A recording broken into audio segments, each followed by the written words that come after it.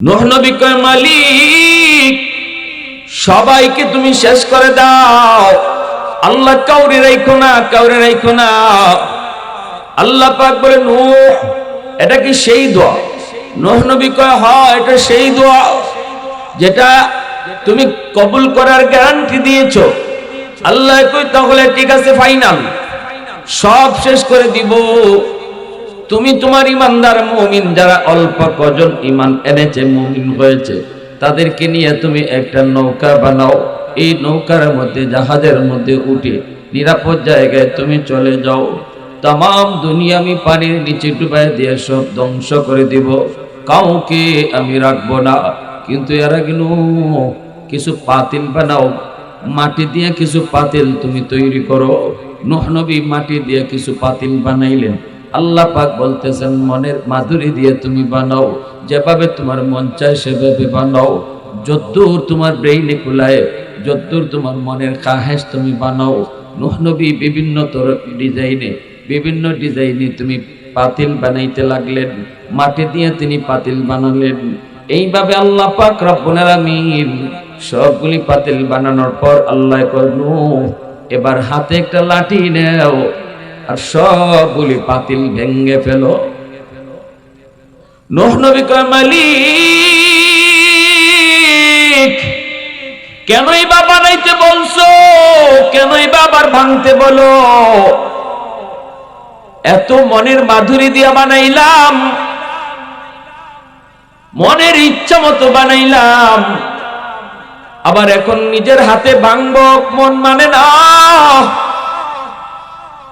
আল্লাহ পাক কয়, নূহ কয়েকটা পাতিল বানাইছো, হাতও দেও নাই, পাও দেও নাই, চোখও দেও নাই, জবানও দেও নাই, কথাও বলতে পারে না, তোমাকে নূহ কইয়া ডাকতেও পারে না, শুধুমাত্র কয়েকটা পাতিল। এই পাতিল নিজের হাতে বানায়া আবার ভাঙতে যদি তোমার কষ্ট হয়, তাহলে এইবার বলো, আমার যে বান্দা বান্দিরে শেষ করে দেওয়ার জন্য তুমি বলছো, আমি তো এদেরকে নিজের হাতে বানাইছি, শুধু বানাইছি তা না, হাত দিয়েছি শুধু তা না, পা দিয়েছি, একটা বডির আকৃতি দিয়েছি, চোখ দিয়েছি, জবান দিয়েছি। এই জবান দিয়ে আমি আল্লাহরে আল্লাহ কইয়া ডাকে, হয়তো সব সময় ডাকে না, মাঝে মাঝে হলেও তো একবার ডাকে, বলো বলো আমার যেই বান্দাগুলিরে আমি আল্লাহ এই বডির মধ্যে একটা জান দিলাম, জানটা দেওয়ায় হাঁটা থাকতে পারে, নড়তে পারে, চড়তে পারে, আমার ওই বান্দা বান্দিগুলিকে ভাঙতে বুঝি আমি আল্লাহর কষ্ট লাগে না? কি পরিমাণ মায়া, কি পরিমাণ মায়া! নূহ নবীর একজন মহিলায় কয়, নবী গো, যেদিন তুফান শুরু হয়ে যাবে আপনি আমাকে ইয়াদ করে জাহাজে উঠে আপনি নিয়ে যান গো নবী। আমি একজন দুর্বল মহিলা, আমার গায়ে বড় শক্তি কম, আমি পারাপারি করে জাহাজে উঠতে পারবো না, আমি একজন বয়স্ক মহিলা, তুফান শুরু হলে আপনি আমাকে ইয়াদ করে জাহাজে উঠে নিয়ে। নবী কই, ঠিক আছে মা। এই বইলা নবী তো মনে ঠিক আছে বললেন ঠিকই, কিন্তু ভুলে গেলেন। যেদিন তুফান শুরু হয়ে গেল ওই দিন তিনি এই মহিলার কথা ভুলে গেলেন। বেশ কিছুদিন পর যখন তামাম দুনিয়া পানিতে ডুবলো, সব কিছু আল্লাহ মিসমার করে দিল। এরপরে যখন দুনিয়া আবার স্বাভাবিক হলো, নূহ নবীর তখন মনে পড়েছে ওই মহিলার কথা। মনে মনে ভাবতেছে, হায় রে, আমি কি ভুল করলাম, আমি তো আল্লাহর বান্দির কথা ভুলে গিয়েছি।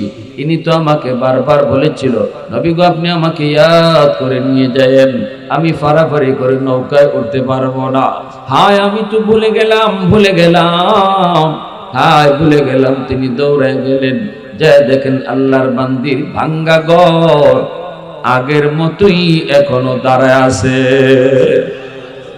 বড় বড় অট্টালিকার কোনো খবর নাই, সব শেষ, কিন্তু ওই বৃদ্ধা ইমানদার মুমিন মহিলাটার ভাঙ্গা ঘর আগের মতোই দাঁড়ায় আছে। আল্লাহর পয়গম্বর নূহ এইবার আল্লাহর কাছে সেজদায় পড়ে কই, মালিক তোমার কুদরত বুঝা বড় দায়, আল্লাহ বুঝি নাই। এইবার তিনি ডাক দিলেন, মা, ও মা, মা, মহিলা ঘরের ভিতর থেকে আওয়াজ দেয়া কয়, নবী গো, তুফান কি শুরু হয়ে গেছে নাকি? এইদিকে তুফান শেষ, তামাম দুনিয়া পানির নিচে ডুবলো,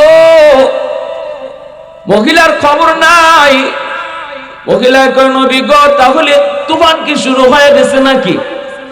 আল্লাহ নবী সিজদায় পড়ে আল্লাহর কাছে কান্দে আর কয়, মালিক, কিছুই তো বুঝলাম না, তোমার কুদরত বোঝা বড় দায়, আল্লাহ একটু বুঝায় কও কি হয়েছে। এই মহিলার তো কোনো খবরই নেই, সে তো টেরই পাইল না এত বড় তুফান গেল, এত বড় জলোচ্ছ্বাস গেল, তামাম দুনিয়া তুমি সবকিছু মিসমার করলা, পানিতে ডুবায় সব শেষ করে দিলা, অথচ তোমার বান্দি খবরই পাইল না। আমারে আরো জিজ্ঞেস করে তুফান কি শুরু হয়ে গেছে নাকি? মালিক একটু কও, একটু বুঝায় দাও, আমি তো বুঝি না।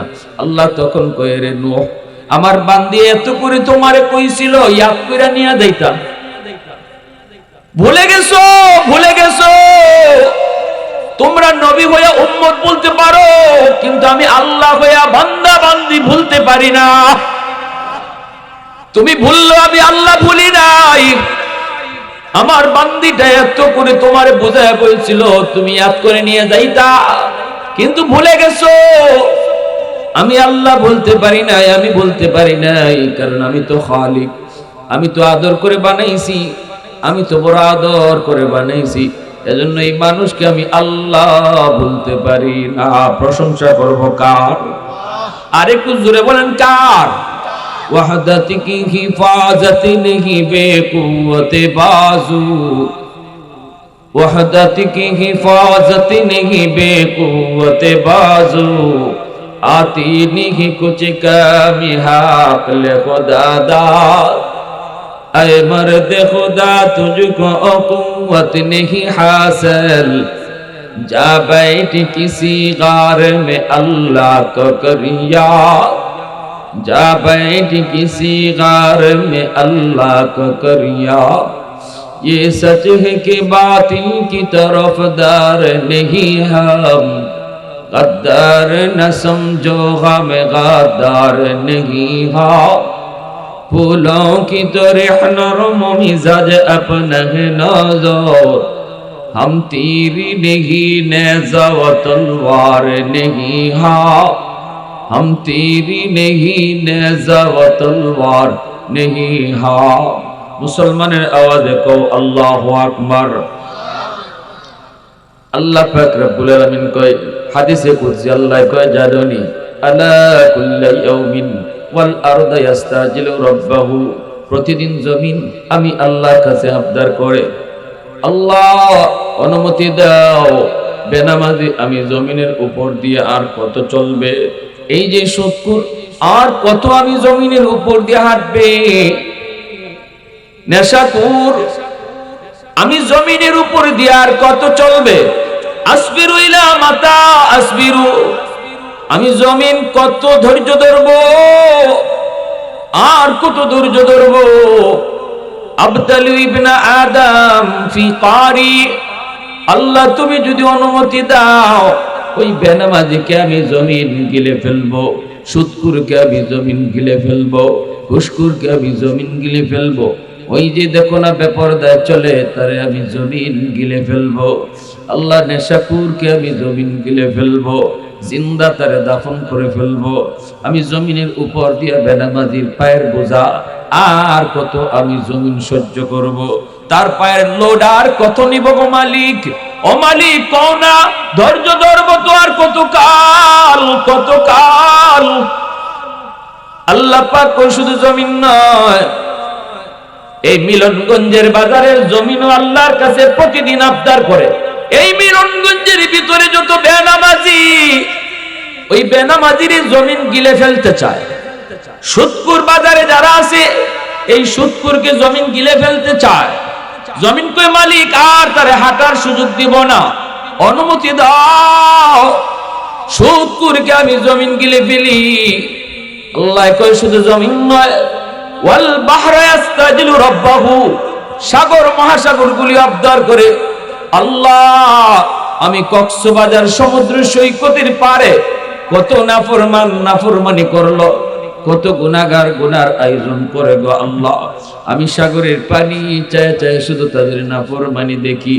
আমি সাগরের পারে আইসা কত যুবক কত যুবতী অন্যায় করে গুনাহ করে। আমি সাগরকে একটু ডরায় না। আমি যেমন শান্ত তেমন অশান্ত। আমি যতটা শান্ত ততটা অশান্ত। চাইলে আমি জমিন পানির নিচে ডুবাই দিতে পারি যদি তোমার ইশারা পাই, যদি তোমার অনুমতি পাই।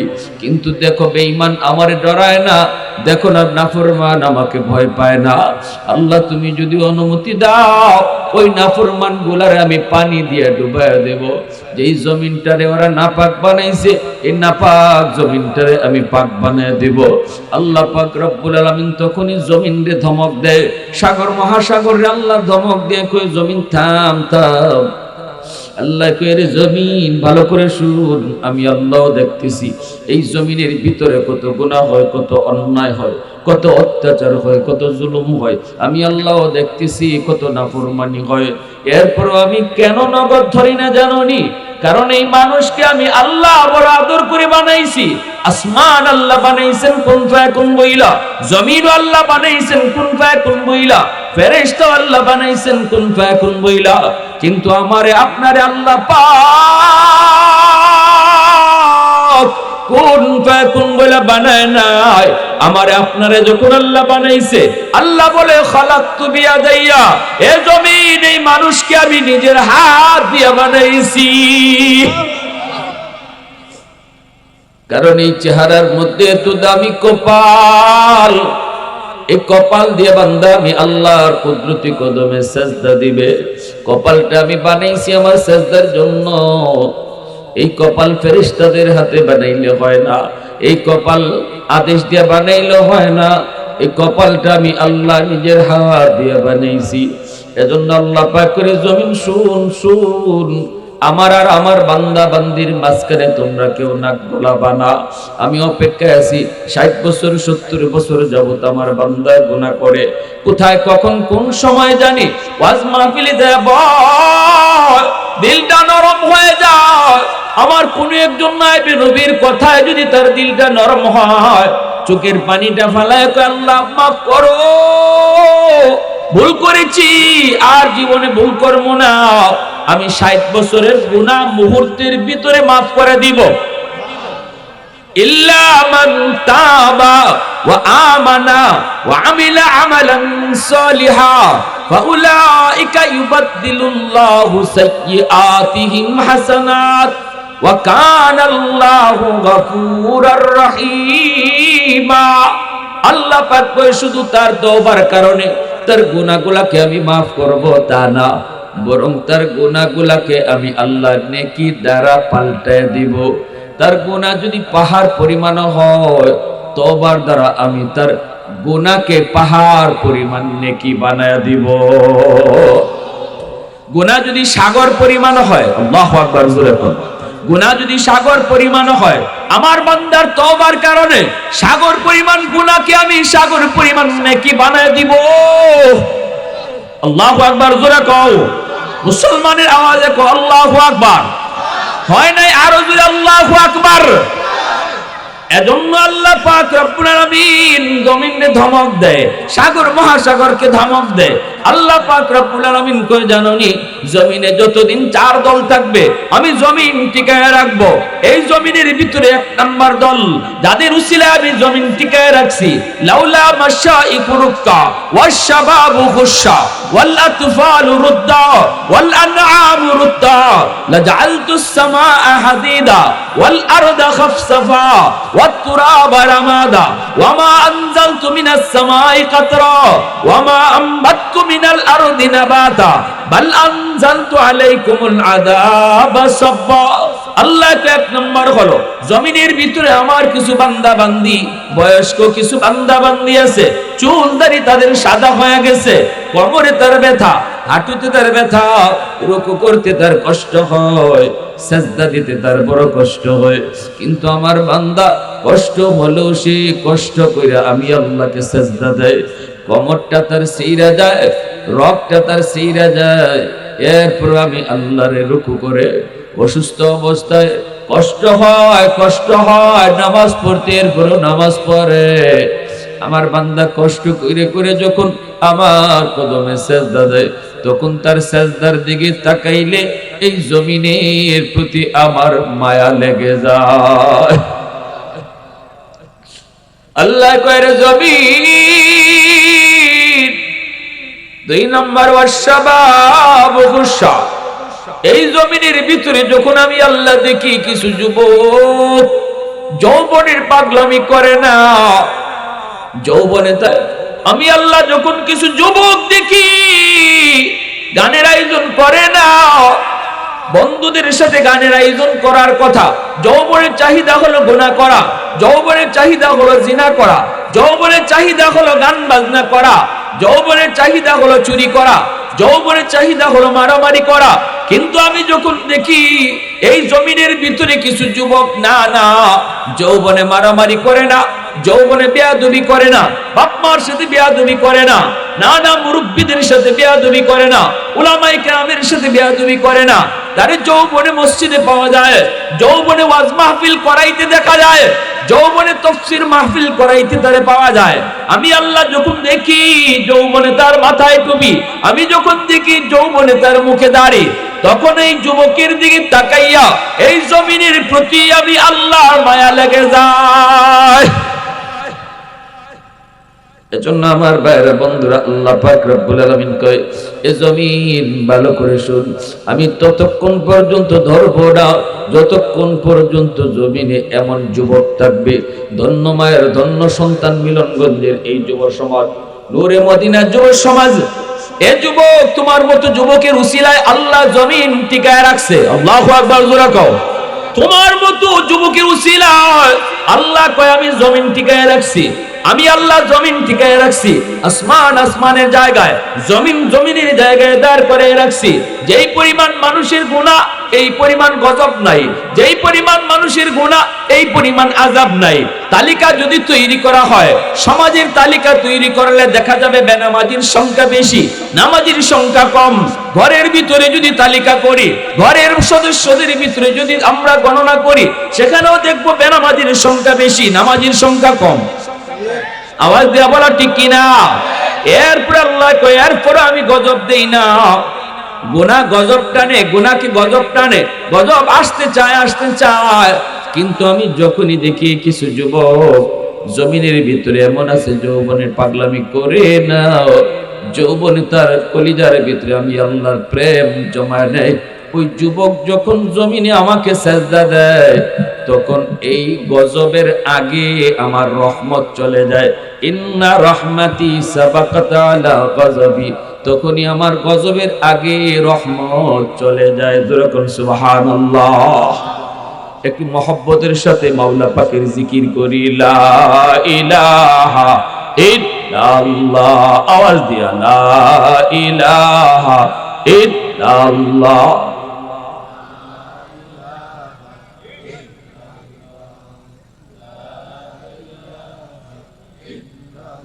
আরো জোরে লা ইলাহা ইল্লাল্লাহ।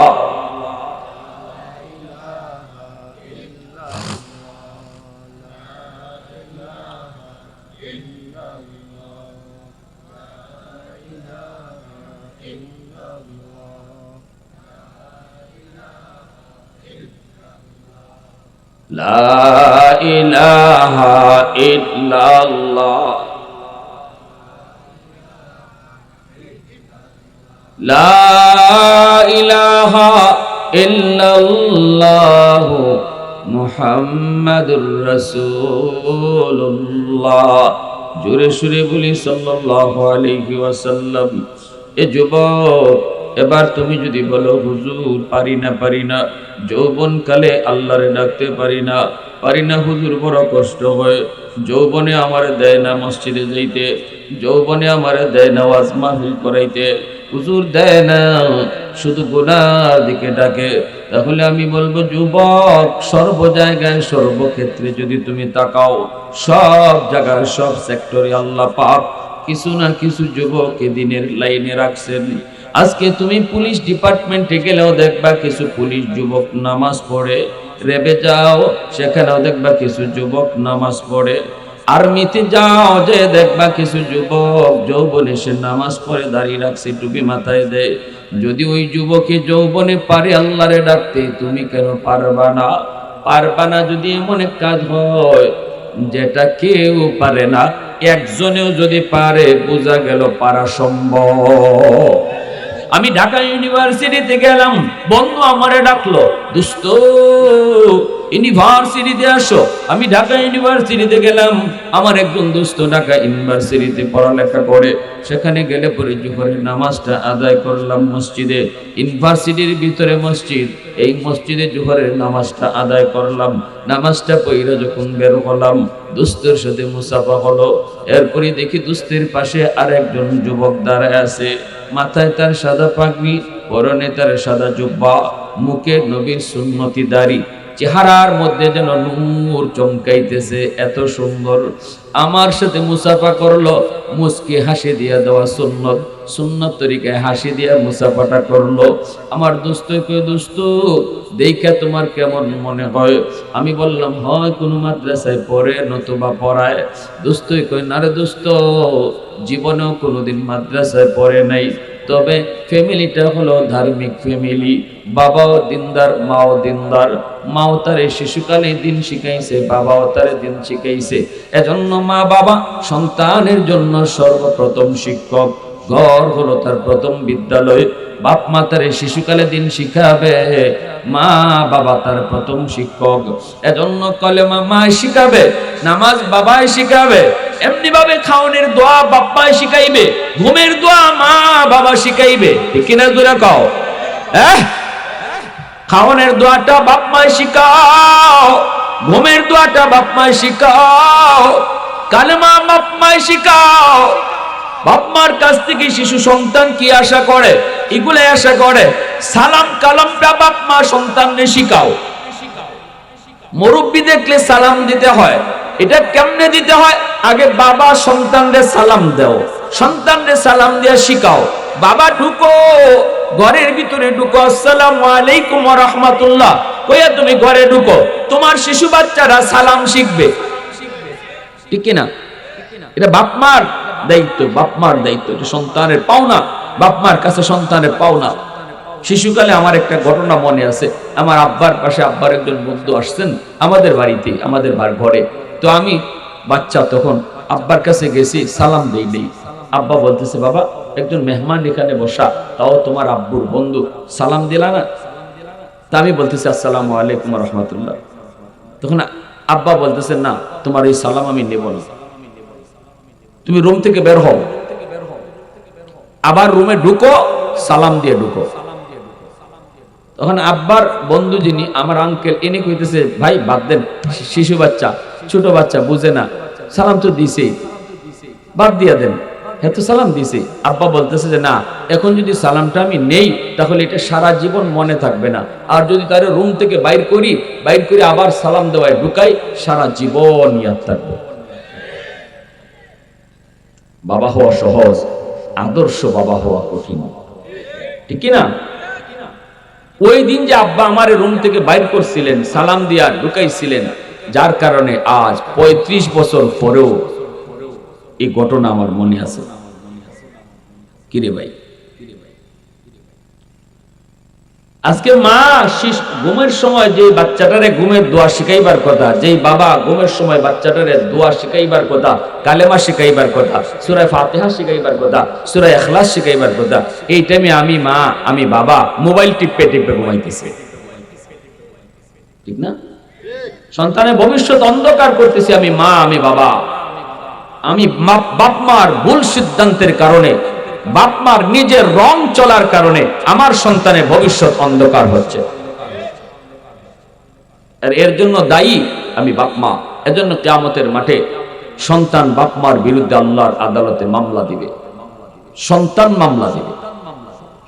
রব্বানা আতিহিম দিফাইনি মিনাল আযাব ওয়ালআনহুম লানান কাবীরা। ও মালিক, আমি যদি আজ জাহান্নামী হই, আমার জাহান্নামে যাওয়ার পিছনে আমি নিজের একা শুধু দায়ী না, আমার বাপ মা দায়ী। সন্তানে কইব আমার মা আমার বাবাকে সামনে আনো, এরা আমাকে ঘরে কি শিখাইছে একটু জিগাও, তোমার পরিচয় আমাকে শিখাইলো কি না। আল্লাহ খাইতে বসলে যদি আম্মায় কইতো বাবা ডান হাতে খাও, বিসমিল্লাহ কইয়া খাও, বিসমিল্লাহ কইয়া খাও, আমি জিগাইতাম মা ডান হাতে খাইলে কি হয়, তখন মা কইতো আল্লাহ খুশি হয়, তখনই আমি মালিক তোমাকে আমি চিনতাম। ঠিক না? শিশু বাচ্চারা কিন্তু খুব বেশি বেশি বাপ মারে প্রশ্ন করে, আপনি কইবেন হে খালি প্রশ্নই করবো, বাবা ডান হাতে খাও, বাচ্চা কেউ আম্মা ডান হাতে খাইলে কি হয়, আল্লাহ খুশি হয়। বাচ্চা কেউ আল্লাহ খুশি হইলে কি হয়, আল্লাহ কেডা? আল্লাহ তোমারে আমারে সব জাহান কায়নাত যিনি বানাইছে তিনি আল্লাহ। ওই যে এক কথায় আপনি আল্লাহর পরিচয়টা বাচ্চারে শোনাইছেন, এই শিশু বাচ্চার ব্রেইনের মধ্যে এই আল্লাহর পরিচিতি রেকর্ড হয়ে গেছে। এটা মরণ পর্যন্ত এই বাচ্চার ব্রেইনে থাকবে আল্লাহ কারে করে, আল্লাহু আকবার জোরে করে। কারণ শিশুকালটা হলো কাদামাটির মতো, যা লিখবেন তাই লেখা হবে। মাটি যদি শক্ত হয় লিখতে চাইলেও লেখা যায় না। এজন্য মানুষের জীবনের ফাউন্ডেশন হলো শিশুকাল। শিশুকালটা যার যত ধর্মীয় বিধানের উপরে, ধর্মীয় রীতিনীতির উপরে, ধর্মীয় কালচারে যে বাচ্চারার শিশুকালটা গড়ে ওঠে, এই বাচ্চার জীবন ততটা ধর্মের উপরে মজবুত হয়। আর আমরা শিশুকালটা একদম অবহেলায় নষ্ট করি। মা টেলিভিশন দেখতেছে, বাচ্চারে লইয়া দেখতেছে, বাপে নাইস গান দেখতেছে, বাচ্চারে লইয়াই দেখতেছে, ঠিক না? অথচ আমার বাচ্চা দুনিয়াতে আসছে মঈনুদ্দিন চিশতির মতো ওলি হইয়া। এটা আল্লাহর রাসূলের হাদিস, কুল্লু মাউলুদিন ইউলাদু আলাল ফিতরা ফাআবাওয়াহু ইউহাব্বিদানিহি আও ইউনাসসিরানিহি আও ইউমাজ্জিসানিহি।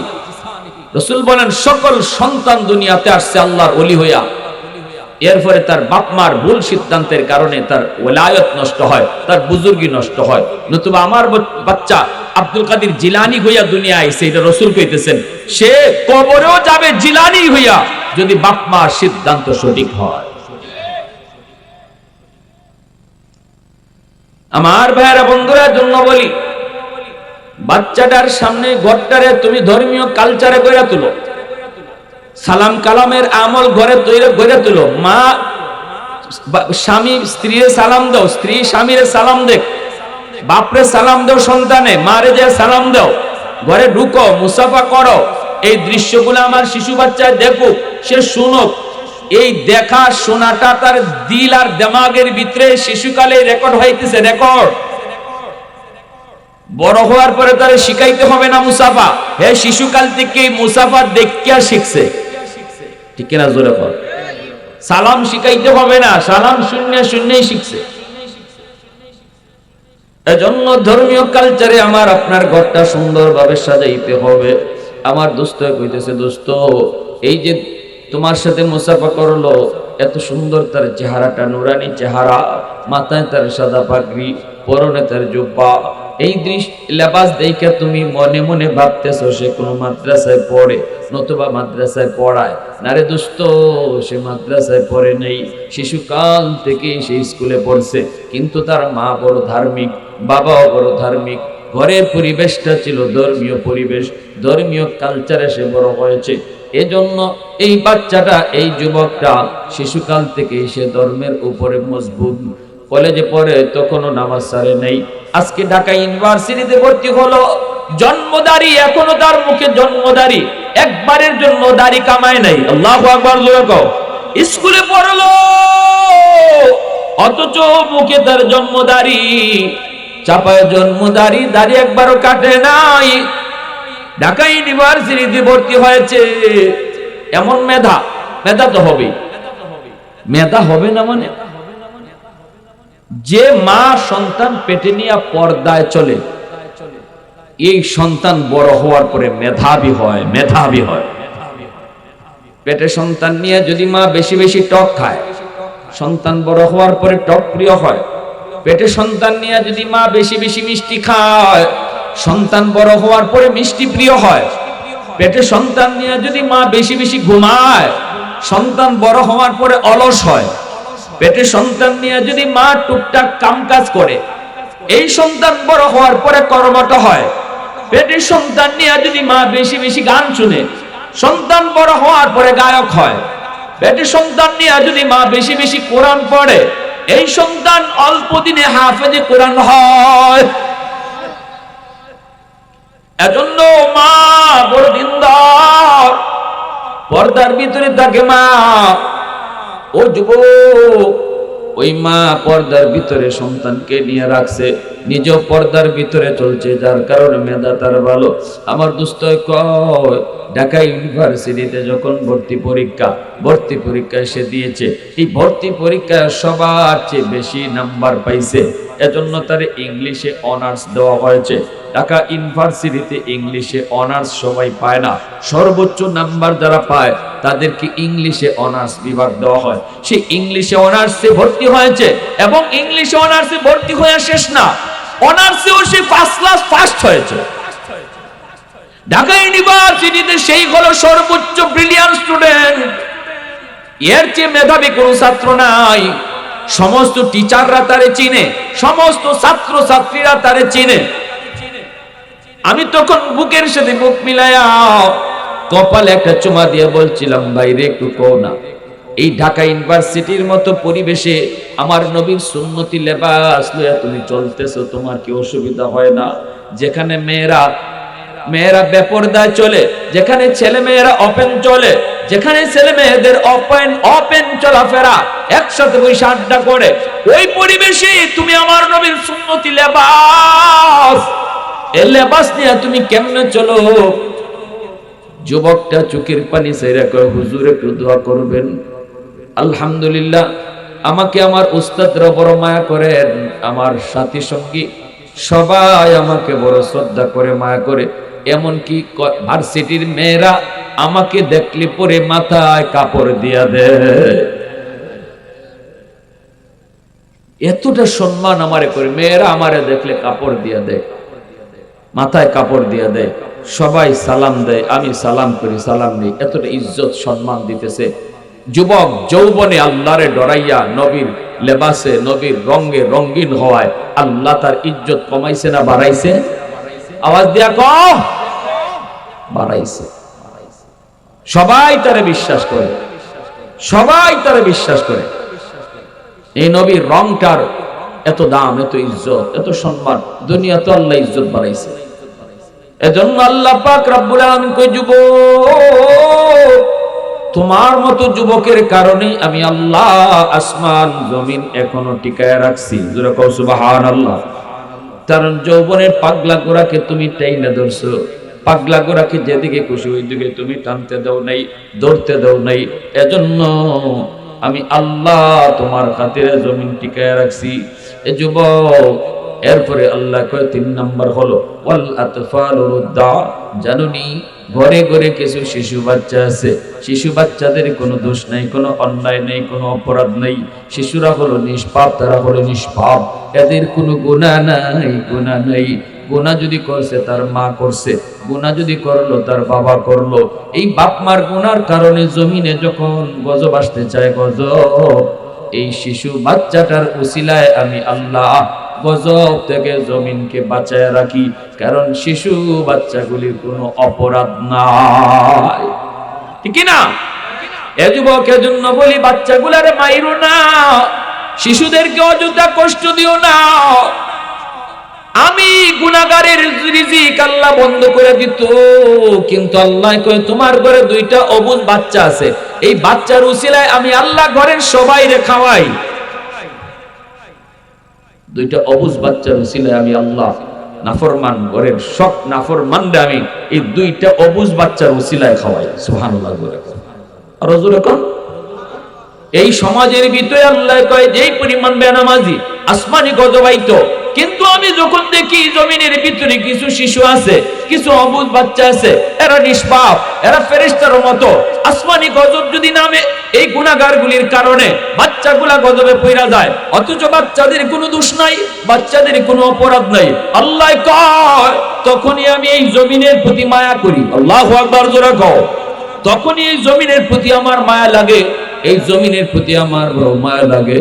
এজন্য আমার মায়ার নবীর বহু বড় সুন্নত, নবীজি শিশু বাচ্চাদেরকে বড় মায়া করতেন, আদর করতেন, কোলে নিতেন, চুমু খাইতেন। নবীজি সাজদায় গেলে পরে অবুঝ বাচ্চা শিশু যদি নবীর কাঁধে উইটা ঘোড়া দৌড়াইতো তবুও নবীজি রাগ করতেন না। হাসান হুসাইন নবীজি কাঁধে উঠে ঘোড়া দৌড়াইছেন না, ঘোড়া দৌড়াইছেন, এরপরে নবী রাগ করতেন না। খালি হাসান হুসাইন না, আরো মদিনার শিশুরা যদি রসুল নামাজে থাকতে ডিস্টার্ব করতো, আল্লাহ রসুল রাগ করতেন না। সুবহানাল্লাহ। কারণ এরা ফেরেশতা, ফেরেশতা। অহেতুক বাচ্চাদেরকে মারবেন না, হাত তুলবেন না। সাবধান, তোমার মতো আমার মতো নাফরমান আর গুনাহগাররে আল্লাহ বহু আগেই খতম করে দিত। যারে মারতেছো এই বাচ্চার উসিলায় আল্লাহ তোমারে বাঁচায় রাখছে। ওয়াল আনআমু রুতা, 4 নম্বরে আল্লাহ পাক বলে জানোনি জমিনের ভিতরে কিছু পশু পাখি, হাঁস মুরগি গরু ছাগল আছে। এই পশু পাখি হাঁস মুরগি গরু ছাগল এদের উপরে নামাজ ফরজ করি নাই, রোজা ফরজ করি নাই। মানুষের গুনার কারণে জমিনে গজব আসতে চায়, কিন্তু হাঁস মুরগি গরু ছাগল এরা তো কোনো গুনাহ করে নেই, এদের তো কোনো অপরাধ নেই, অপরাধ নেই। যখনই আমি আল্লাহ দেখি এই গজবের ভিতরে হাঁস মুরগি গরু ছাগল পশু পাখিগুলো পইরা যায়, তখনই জমিনের প্রতি আমার মায়া লাগে।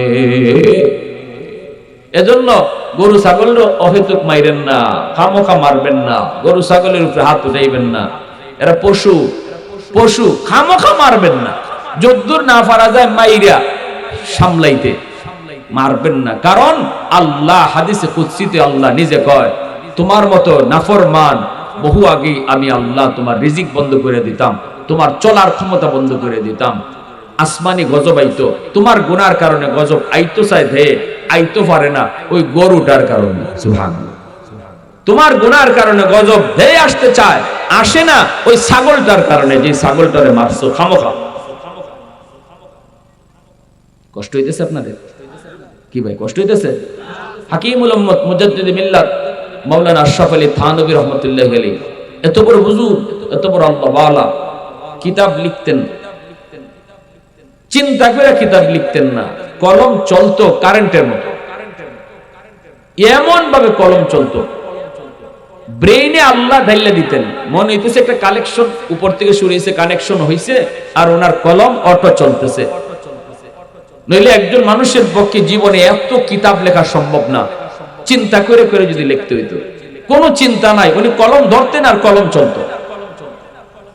এই হাকিমুল উম্মত মুজাদ্দিদ মিল্লাত মাওলানা আশরাফ আলী থানভী রাহমাতুল্লাহ আলাইহি এনার বিবি সাহেব যাইতেছেন বাপের বাড়িতে বেড়াইতে, আর বলতেছেন, স্বামী গো আমার মুরগি আর মুরগির বাচ্চারে টাইম মতো চাইরো। ফজরের পরে উনি নামাজ পড়ে কিতাব লিখতে বসছেন, এদিকে মুরগি মুরগির বাচ্চা সারবার টাইম হয়ে গেছে, খবর নাই। মুরগিও চিল্লায়, বাচ্চাও চিল্লায়।